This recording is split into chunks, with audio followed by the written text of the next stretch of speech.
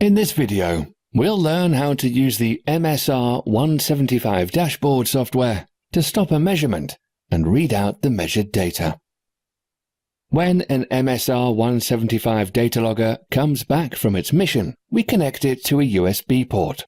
The MSR175 Dashboard displays in its left section all connected loggers that are ready to read out or configure. The data logger is now shown as active, which means that a mission is still ongoing.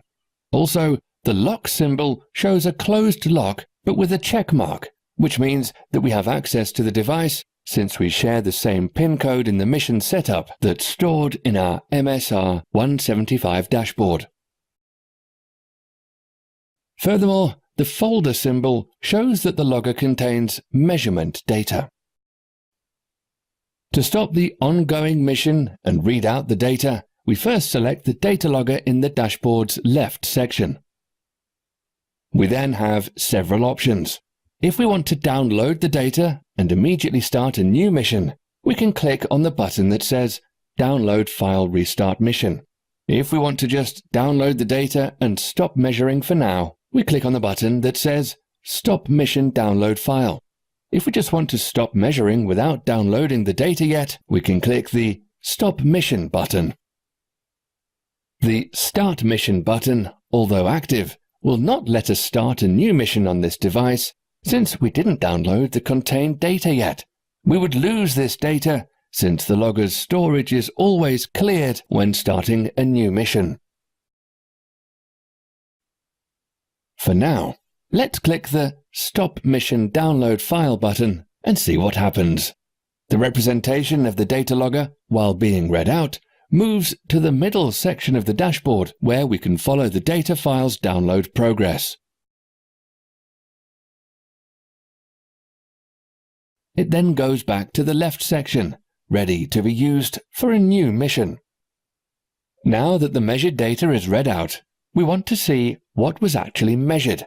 With a click on the Download Files button, we can access a list of all files downloaded during this dashboard session. There are two buttons below the files list that gives us access to two different tools, the Report Generator and the ShockViewer. Let's open our data file with the Report Generator first.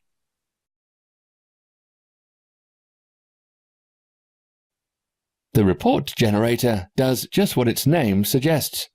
It generates a report that shows us at a glance everything important that was measured along the mission. The content of the report speaks for itself and will not go into more detail here.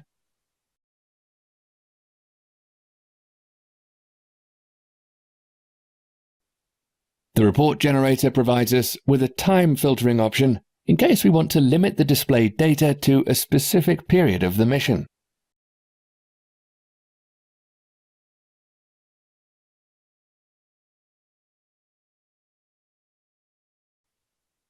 And, last but not least, the Report Generator offers several options for printing the report and for exporting shock and sensor data in different formats. Try them out. For this video, we'll leave the Report Generator and have a look at the ShockViewer.